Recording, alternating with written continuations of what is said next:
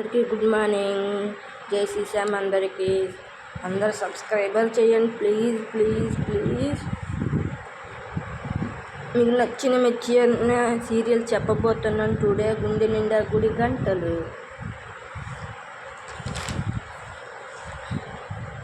ఇప్పుడేమో బాలు మీనాతో ఇలా మాట్లాడుతాడు. నేను స్టేషన్ నుంచి కారు తీసుకొని వచ్చేసాను. అక్కడ తెలిసింది నా భార్య వల్ల నా కారు బయటకు వచ్చిందని.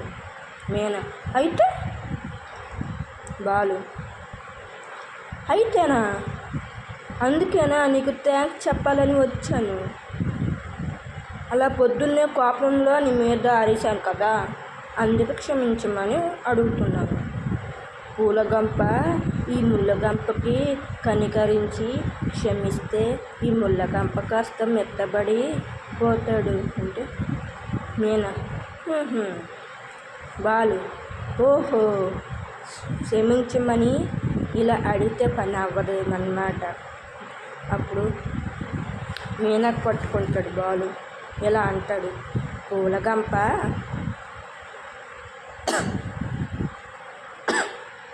పూలమ్మి బాగానే బంధువుల్ని పెంచుకుంటుంది. నేను వ్యాపారం చేసేటప్పుడు ఆ మాత్రం మనుషులతో పరిచయం ఉండాలి కదా అంటే బాలు. ఇలా పేరు సంపాదించుకొని పోతుంటే ఈ ఏరియాకి పెద్ద లీడర్ అయిపోతావు.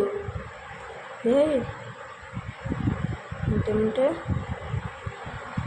మీనా ఏమి లాభం? అప్పుడు కూడా ఇంటికి వచ్చాక భర్త దగ్గర తిట్లు తినాల్సిందే కదా.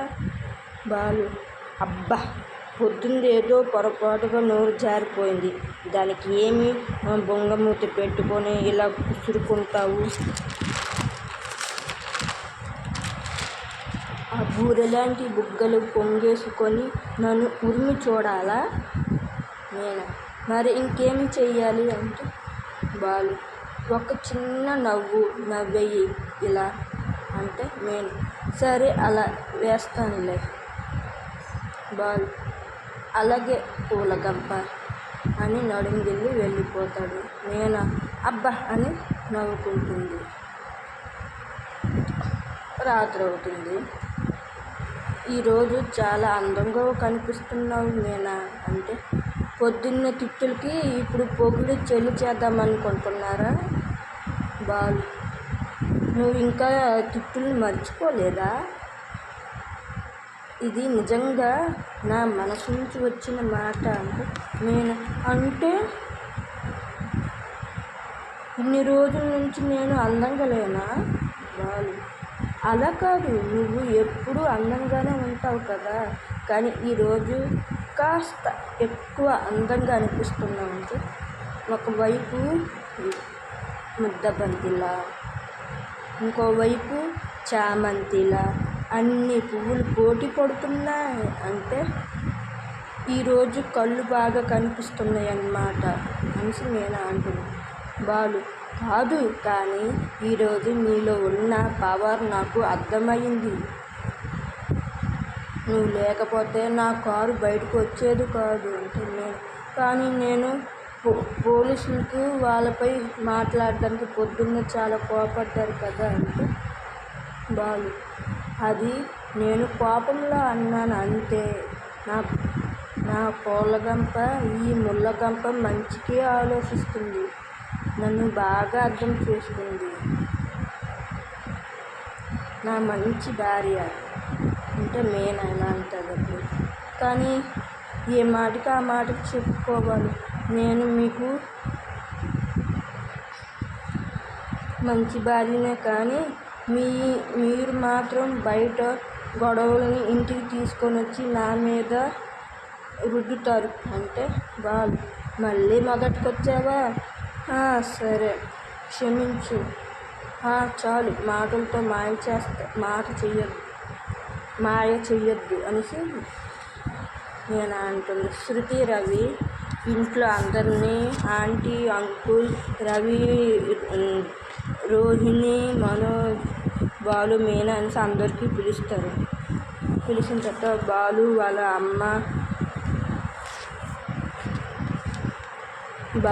వాళ్ళ అమ్మతోని ఇలాగ ఆట పట్టిస్తాడు. బాలు మెట్ల మీద నుంచి వాళ్ళ అమ్మకి రానివ్వకుండా ఇలాగ ఆట పట్టిస్తాడు. ప్రభావతి రే జరగరా అని అంటేమో బాలు నేను జరగను. బాలు అయ్యయ్యో ఇక్కడ ఏదో జరిగిపోతుందే. ప్రభావతి ఏం జరుగుతుందిరా? బాలు ఏదో జరిగిపోతుంది అంటే ప్రభావతి అబ్బా జరగరా అంటే బాలు ఆహా నేను జరగను. ప్రభావతి తప్పుకోరా అని తోసి సత్యం గారి మీద వెళ్ళి పడిపోతుంది ప్రభావతి. బాలు అంటాడు అలా అమ్మతోని మూతుపళ్ళు రాలిపోతాయి అంటే ప్రభావతి నావా నీవా అంటే బాలు పడితే నావే అంటే ప్రభావతి రవికి అడుగుతుంది ఏమైందిరా ఎందుకు పిలిచావంటే రవి మనోజ్ని కూడా రానివ్వు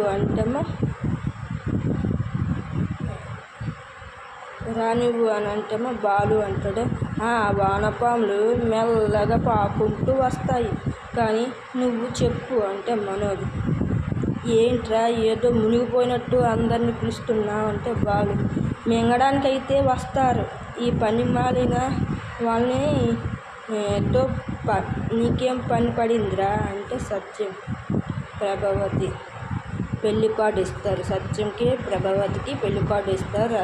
రవి శృతి అతను మనోజ్ ఏరా మీ రెస్టారెంట్ వాళ్ళు మళ్ళీ కాంపిటీషన్ పెడుతున్నారా అంటే రవి పెడితే మాత్రం నిన్ను పిలవనులే అంటే బాలు ఏంట్రా అది అంటే రవి మా వెడ్డింగ్ యానివర్సరీ అన్ని ఇన్విటేషన్ అంటేమో బాలు ఓహో పెళ్లి రోజు అప్పుడే నువ్వు లేచిపోయిన సంవత్సరం అయిపోయిందిరా అంటే శృతి మనోజ్ అయితే మా పెళ్లి రోజు కన్నా గ్రాండ్ చేస్తారనమాట అని అంటే సత్యం ఏరా చేసుకుంటే తప్పేముంది ఏంటి అంటే బాలు మా స్తోమత తగ్గట్టుగా మేము ఇంట్లోనే చేసుకున్నాం. వాడి స్తోమత తగ్గట్టుగా వాడు ప్లాన్ చేసుకున్నాడు.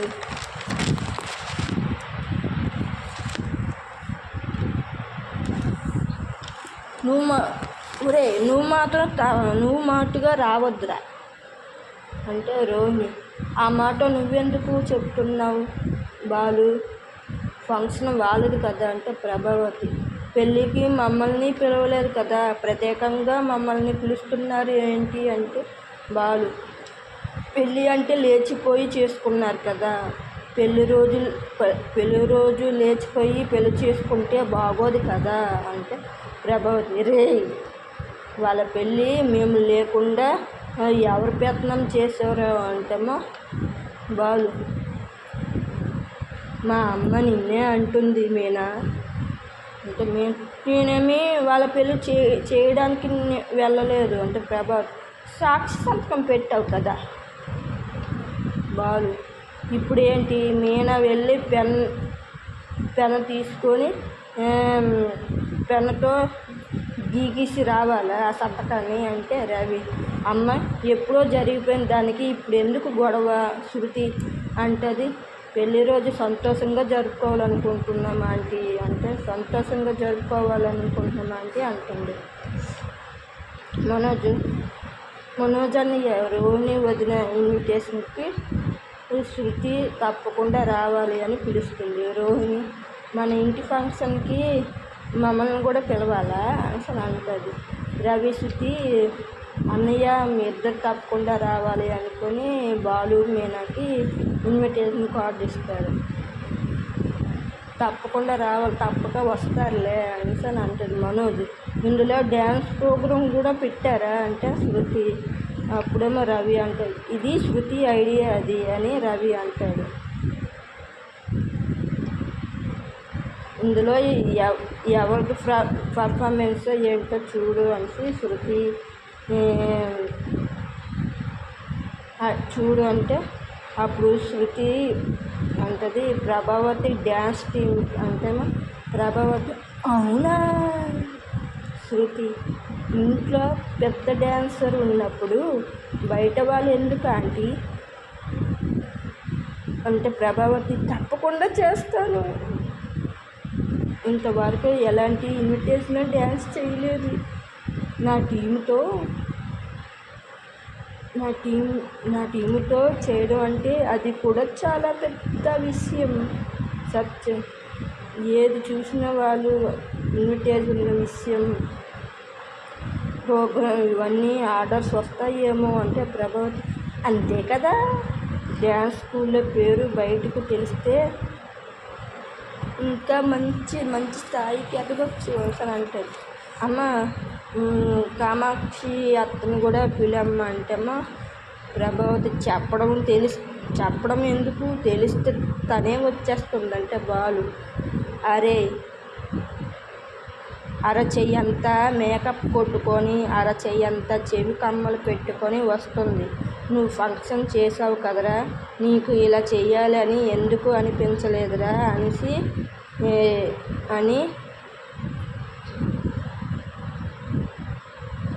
నువ్వు ఫంక్షన్ చేసావు కదరా, నీకు ఇలా చెయ్యాలని ఎందుకు అనిపించలేదు అన్ని మింగినోడా అని అంటేమో మనోజ్ నేను బిజినెస్ ప్రమోషన్ కోసం చేశాను, పర్సనల్ ఫంక్షన్లా చేయలేదు అంటే ప్రభావతి నీ ఫంక్షన్ నా డ్యాన్స్ చూసి నోరు వెళ్ళబట్టి చూస్తారా అంటే బాలు ఆవగింతలు వస్తే నోరుకి ఎవరైనా తెరవాల్సిందే కదా అంటే ప్రభావతి అంటే శృతి ఫ్లవర్ డెకరేషన్ నువ్వు చూసుకోవాలి మీనా అంటే మనోజ్ అవునులే ఖర్చు లేకుండా కలిసి వస్తుంది కదా అంటే బాలు నువ్వెప్పుడు డబ్బులతోనే లెక్క పెడుతూ కొంటావా అంటే శృతి అదేమి లేదు, ఎంత ఖర్చు అవుతుందో అంత నేను ఇస్తాను అంటే మీనా మన ఇంట్లో ఫంక్షన్కి నేను ఎందుకు అస్సలు డబ్బులు తీసుకోను, గ్రాండ్గా ఒక రేంజ్లో చేస్తాను అంటే బాలు నా 2 కారుల్లో ఒక కారు నీ ఫంక్షన్ పనులకి వాడుకోరా, రాజేష్ మనల్ని డ్రాప్ చేయడానికి పికప్ చేసుకోవడానికి వస్తాడంటే సత్యం ఇంట్లో అందరి పేర్లు వేసినట్లే ఉన్నావు అంటే మీనా పేరు డెకరేషన్ కోసం వేశారు, అమ్మ పేరు డ్యాన్స్ కోసం వేశారు, మరి ఈ లక్షలు మింగిన వాడి పేరు ఏమి పెట్టారురా అంటే ఇవిడేం పీకే అని ఆపేసి రోని వాళ్ళిద్దరిని నేను మేకప్ వేస్తానంటే నీ గురించి ఏమి అనలేదు పార్లమ్మ, ఈ పనికి మాలినవాడు ఏమి చేస్తాడు సత్య ఇంట్లోని ఫంక్షన్ అంటే అందరి పేర్లు వేస్తారు అంటే బాలు వీడి పేరు వేస్తే వేస్ట్ అని అంటే మనోజ్ అంటే బాలు కూడా నువ్వు ఫ్రీగా వచ్చావో అందరి ముందు పరువు తీస్తాను, నా పేరు అప్పుడు నువ్వు వచ్చేటప్పుడు మీ స్టోర్ రూమ్లో నుంచి పెద్ద గిఫ్ట్ తీసుకుని రావాలంటే చెఫ్కి ఏం గిఫ్ట్ ఇవ్వాలి, గరిటెలు స్పూన్లా అంటే శృతి మీరు అందరూ వస్తారు చాలు ఏ గిఫ్ట్ ఇవ్వద్దు అని అంటుంది. అనిన తర్వాత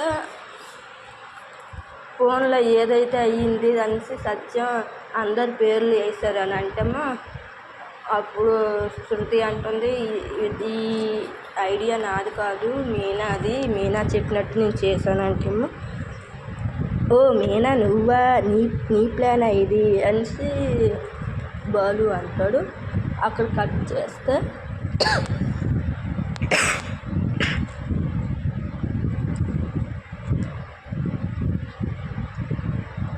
బాలుకి ఫోన్ వస్తుంది ఆ తాతయ్య దగ్గర నుంచి.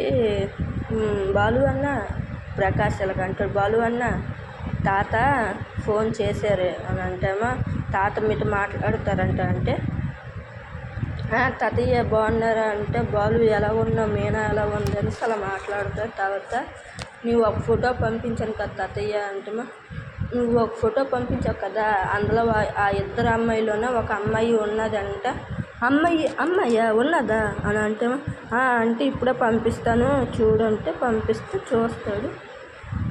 బాలు నిజం తెలిసిపోద్ది. తర్వాత మీనా వస్తుంది. సరే తాత తర్వాత మాట్లాడతాను అని పెట్టేస్తాడు. మీనా వస్తుంది. మీనా వచ్చాక నేను అనుకుంది ఒక్కొక్కటి నెమ్మదిగా జరుగుతుంది. అంటే ఏమైందండి అంటే ఇదిగో ఎవరో తెలిసిపోయింది అని అంటే ఎవరండి అని అంటే రోహిణి అంటే రోహిణి కాదు విద్య అంటే విద్యనా నాతో ఎంత బాగా కలిసి ఉండి ఇలా చేస్తుందా ఉండి తన పని తేలుస్తాను తను అంటూ తేలుస్తాను అది ఇది అంటే నువ్వు ఇప్పుడు వెళ్ళినాను నీతో మంచిగా ఉంటుంది కనుక నీతో నిజం చెప్పలేదు. ఎలా తెలుసుకోవాలో నేను తెలుసుకుంటాను. నువ్వు మధ్యలోకి రాకు అని అంటే ఎలా రాకుండా ఉంటాను. నా తమ్ముడి జీవితం నాశనం చేసింది. నా తమ్ముడు జైల్లోకి వెళ్ళవలసింది. వాడి భవిష్యత్తు నాశనం అయిపోవలసింది అంటేమో ఒకరోజు ఆ పాప చెప్పింది కదా ఫోన్ దొంగతనం చేయాలనుకుంటున్నారు అనుకొని దొంగతనం చేసింది వీళ్ళిద్దరే అనేసి వాళ్ళిద్దరూ రోహిణి విద్య అంటే రోహిణి విద్యతో చేయిస్తుందా అంటే అన్నీ పైనుంచి రోహిణి ఉంటుంది. వినిన తర్వాత నిజం తెలిసిపోయిందో చెప్పేసిందా అంటే విద్య అనేసి అనుకుంటారు. విద్య దగ్గరికి వెళ్తాడు. విద్యకి వెళ్ళి అడుగుతేమో విద్యేమో ఈ ఫోన్ ఎక్కడిగా తెలుసు అంట. అరే ఇది సేమ్ నా ఫోన్లాగా ఉన్నది అని కవరింగ్ చేస్తుంది తప్పించుకోవాలని. అంటేమో ఓ నీ ఫోనా అని అంటేమో నేను సెకండ్ హ్యాండ్లో కొన్నాను ఇది అని అంటేమో సెకండ్ హ్యాండ్లో కొన్నావు 2000 కొన్నాను ఇది నేను అంటే ఇలా కొన్నాను లేదో 2వ రోజే పోయిందంటే నువ్వు ఆన్ చేసి చూడలేదంటే ఇందులో ఫోటోలు ఇవన్నీ ఉంటాయి కానీ ఆన్ చేసి చూడాలంటే లేదు నేను చూడలేదు 2వ రోజున పోయింది ఎక్కడ పడిపోయిందో అంటేమో చెప్పుల దుకాణం దగ్గర పడిపోయింది కదా అంటేమో నేను చెప్పుల దుకాణం దగ్గర పడిపోయింది నీకన్నా తెలుసు అంటే నువ్వు చెప్పావు కదా ఇప్పుడు అనేసి కవర్ చేస్తాడు. ఎన్ని రోజులు నిజం దాగదు నిజం చెప్తావా లేదా నువ్వు అని అంటాను. అదేంటి నిజం చెప్తున్నాను కదా అనేసి కవరింగ్ చేస్తుంది. కానీ నిజం ఎప్పుడు ఎప్పటికీ దాగదు. ఎప్పటికైనా బయటపడాల్సిందే. నువ్వు తనకు సపోర్ట్ చేస్తున్నావు పార్లమెంట్కి అది కరెక్ట్ కాదు. రోహిణితో నువ్వు మీనాతో మంచిగా ఉన్నావని నేను నెమ్మదిగా అడుగుతున్నాను. లేకపోతే ఎలా అడుగుతా నీకు తెలుసు కదా అసలు అంటేమో అక్కడి నుంచి బాగా వెళ్ళిపోయిన తర్వాత రోహిణి తెలుస్తుంది కదా. రోహిణి వస్తుంది. రోహిణి వచ్చాక నేను తప్పుగా అర్థం చేసుకున్నాను విద్య అనుకొని వాళ్ళిద్దరూ లేదు నిజం చెప్పలేదు నా గురించి నువ్వు ఎంత అడిగినా అంటే బాలు తెలకేస్తాం మెడకేస్తే తలకి అలాగ అడుగుతున్నాడు అటు ఇటు తిప్పి కానీ ఎక్కడ దొరికిపోతే నేను భయపడ్డాను కానీ ఎలాగోలాగా తప్పించుకున్నాను నమ్మాడని అనుకుంటున్నాను అంటాను. నమ్మినా నమ్మకపోయినా సరే నువ్వు నాకు చాలా ఇవాళ హెల్ప్ చేసావు నేను ఎప్పుడు మర్చిపోలేను నా ఫ్రెండ్గా అనేసి వాళ్ళిద్దరు ఫ్రెండ్స్ అయిపోతారు. మళ్ళీ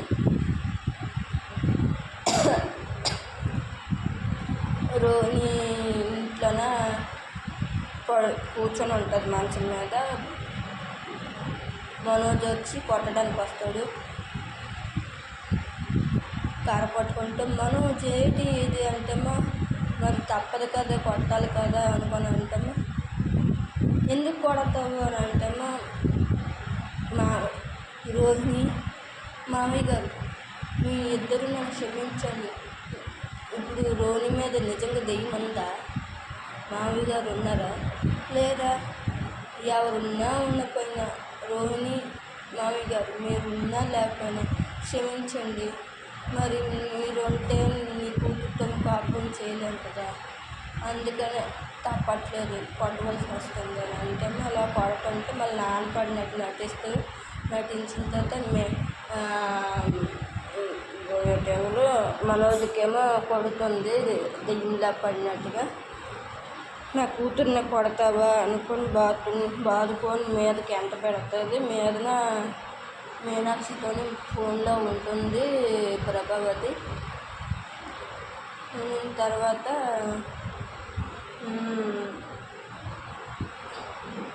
ఏంటయింది అనేసి మనోజ్కి అడిగితే, అమ్మ ఇది మామయ్య నాకు కొట్టడానికి వస్తున్నాడే అంటే ఇద్దరికి, అమ్మ ఎందుకు ఆడికి కొట్టాలనుకుంటున్నావు అని అంటే, అంతా నీ వల్ల జరిగింది, నీ వల్ల ఇలా తయారయ్యాడు, నీ వల్ల నేను ఎప్పుడో వెళ్ళిపోవలసింది, కానీ మీ ఇద్దరు గొప్ప టార్చర్ పెడుతున్నారు నా కూతురికి కానీ ఏం కానీ టార్చర్ పెడితే మళ్ళీ నేను తిరిగి వస్తాను అని అంటేమో, అప్పుడు మరి ఆస్తి సంగతి అంటే, నీ ఆస్తి అనుకొని తినేస్తాను ఉన్నన్ని రోజుల నుంచి అనుకొని దెబ్బలాడేసి అక్కడి నుంచి వెళ్ళి ఆస్తి గురించి అడిగితే చెప్పలేదు. ఆస్తి లేదు ఏటి లేదు అనుకుంటుంది. తర్వాత ఇద్దరిని బాధేస్తుంది అంతే. రోహిణికి మళ్ళీ దెయ్యం వదిలేసినట్టుగా రోహిణి నెమ్మదిగా దగ్గరికి వెళ్తారు. వెళ్తుంటేమో ఎక్కడ కొడతాదేమో అని చూస్తే, అత్తయ్య ఏమైంది మీ ఒంటి మీద ఏంటి దెబ్బలు అని తెలియనట్టుగా అంటుంది. అయిన తర్వాత ఏమైందని గుర్తులేదంటే, ఏదో నాకు తెలియదు, నా నుంచి పవర్ ఏదో వెళ్ళి బరువు మొత్తం దిగినట్టుగా ఉంది అత్తయ్య గారు అంటేనే, అవునా అంటే అవును అనుకుని అక్కడికి ఎండ్ చేస్తుంది.